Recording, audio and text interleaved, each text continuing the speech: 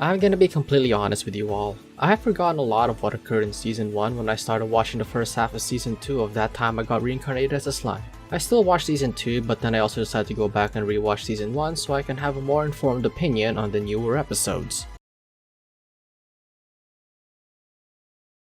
One of the common complaints I saw of Season 1 was that the protagonist was too powerful and would solve conflicts too easily, and I love that it is actually explored in this season and even serves as a contributor to the tragic events that happened in Tempest. While Season 1 is all about building up a nation for monsters, Season 2 starts to lean more towards the conflicts that come with it and the consequences of being complacent, in other words, being too reliant on Rimuru's incredible powers. It's a nice shift from the lighthearted, low-stakes conflicts of the first season, because this time around, we see that there are actually high stakes and that Rimuru can't actually fix every problem on his own, at least for the most part. The theme of racism is utilized well in my opinion, and it's actually more effective that racism isn't the only motivation for launching an attack at Tempest.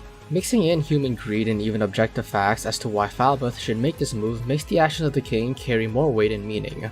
Another point I found really enjoyable is Rimuru being at odds with his ideals. Being a former human, he wanted to create a nation for monsters that could live in harmony with humans, and because of his rules about not harming humans and welcoming them instead, innocent monsters were killed.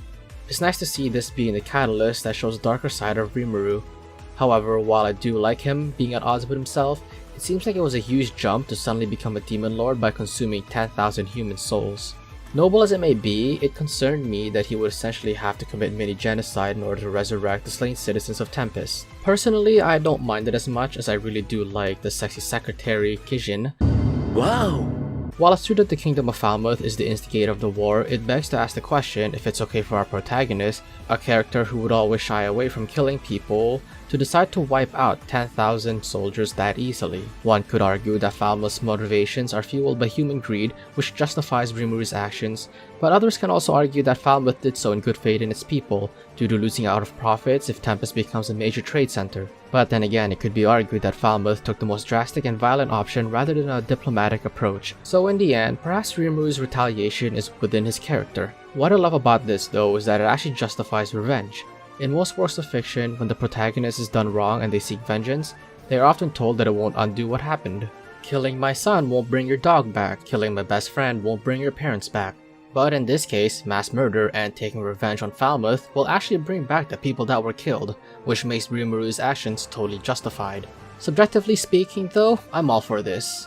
And with the knowledge of what these soldiers and knights have taken part of, the murdering of innocent civilians simply due to their race, it's really satisfying seeing them all get massacred. The whole benevolent or righteous or merciful hero is done so often, it's so relaxing to finally see a hero act on vengeance and perform a mass culling of his enemies instead of taking the air quote high ground.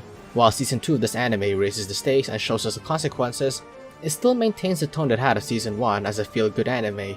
Innocent monsters were killed, and Rimuru goes through an internal conflict, and we get to see him solve that conflict, albeit in a merciless and callous way. And of course, it wouldn't be that time I got reincarnated as a slime without Rimuru getting an insane power boost.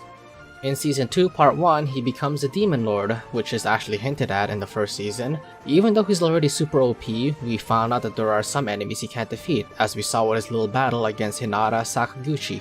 It was kind of a shock to see Rimuru actually come close to death in combat, since we normally see him as this all-powerful being, and witnessing a fight that he couldn't actually win added a significant amount of tension because of how unexpected it was. Aside from the main conflicts of the story, the series stayed consistent in its lighthearted tone as mentioned before, especially during the downtimes between the battles.